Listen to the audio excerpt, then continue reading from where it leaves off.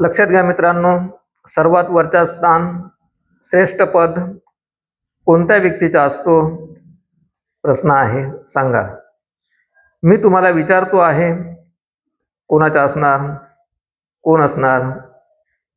राष्ट्रपती, पंतप्रधान असणार, मुख्यमंत्री असणार, वैज्ञानिक असणार म्हणजे सायंटिस्ट असणार, लेखक असणार, कवी असणार, फिलॉसॉफर असणार, तत्वज्ञानी नाही का, सायकॅट्रिस्ट असणार म्हणजे पागलाचा डॉक्टर असणार, कोण असणार?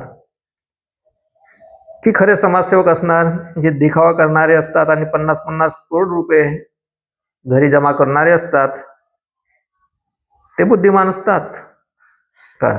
त्यांच्यावरचं स्थान असते. यापैकी सर्वश्रेष्ठ स्थान जो आहे तो कोणाचा असणार सांगा? तर यापैकी सर्वश्रेष्ठ कोण असणार? तर यापैकी कोणीही नसणार, यापैकी कोणीही नाही. कारण की हे सत्य, याला कारण काय आहे? कारण की हे सत्य शोधणारे व्यक्ती नाहीत, हे लक्षात ठेवायचे आहे. हे काही बुद्धिमान नाही, हे काय राजपाट सोडणारे महावीर नाही, बुद्ध नाही, कृष्ण नाही, क्राइस्ट नाही, हे मोहम्मद पैगंबर नाही, बाबा फरीद नाही, गुरु नानक नाहीत, संत कबीर नाहीत, संत तुकाराम किंवा राष्ट्रसंत तुकडोजी महाराज नाहीत. आता तुम्हाला कळलं असेल आणि समजलेही असेल की सर्वश्रेष्ठ स्थान हा कोणाचा? तर सत्याच्या मार्गाने चालणाऱ्या आणि सत्य सांगणाऱ्या संतांच्या, सद्गुरूच्या, आणि त्याच मार्गाने आमचा क्लास चालत आहे. परंतु हे अज्ञानी लोकांना कळलेलं नाही, तर हे कळायलाच पाहिजे. अत्यंत महत्त्वाची गोष्ट सांगितलेली आहे.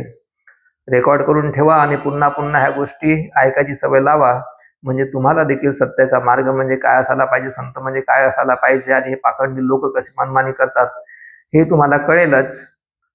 मग तेव्हा कळल्यानंतर तुम्हाला कळेल की नाही, डेमोक्रेसी सगळ्या गोष्टी असून, स्वतंत्रता 15 ऑगस्टला आपण कालच मानवलो, 26 जानेवारी मानवतो, सगळ्या गोष्टी असून देखील अशा गोष्टी काय घडतात? समाजामध्ये परिपूर्ण फ्री फ्रँक लोक का दिसत नाही? प्रेशर आणि दबावामध्ये काय आहे? डिप्रेशनमध्ये विद्यार्थी का जातात, आत्महत्या काय करतात? आज आपण पाहतो आहे तेच वाह्यात रोडाला त्या बुलडोजरने फोडून नळ पाईप टाकलेले आहेत. करोडो रुपया खर्च झाला, व्यर्थ. कोणता पाणी देत्या नळाला? मला हे सांगायचं आहे की ज्यापासून समाजाला फायदा मिळत नसेल आणि व्यर्थ कामामध्ये हा गव्हर्नमेंट पैसा खर्च करत असेल, तेच तर असते ना. त्यांच्या स्वतःच्या बापाचा पैसा नाही आहे ना, हा समाजाच्या पैशाने जमा झालेला आहे, आणि याच्यावरती त्यांना अजून पैसे खर्च म्हणजे कमवायला भेटते ना, कमिशन खायला भेटते ना. लोक अजूनही झोपलेले, या आधुनिक युगामध्ये लोक किती झोपलेले आहेत, त्यांना उठवायचं कसं? हेच मोठा प्रश्न आहे. सकाळपासून या मोबाईलच्या नादामध्ये सगळ्या गोष्टी पाहत आपण स्वतःच्या मनाला फ्रेश आणि ताजं तवानं कसं ठेवायचं त्याची अक्कल नाही. माणसामध्ये जाऊन कसं भेटायचं त्याची अक्कल नाही. आज मी तर एका ठिकाणी बसला राहतो, परंतु मास्टर रोहित खेत्रे जो आहे त्याला मी सांगतो की दररोज कमीत कमी शेकडो लोकांना जाऊन भेटायचं आहे, आणि ह्या ज्या गोष्टी आहेत त्या सांगायच्या आहेत. नुसतं ह्या आम्ही सांगण्यासाठीच नाही, नुसतं मीडिया पुरताच ह्या गोष्टी आम्ही करत नाही, सांगण्यासाठी नाही. प्रत्यक्षात बोले तैसा चाले त्याची वंदावी पावले, अशा गोष्टी आहेत.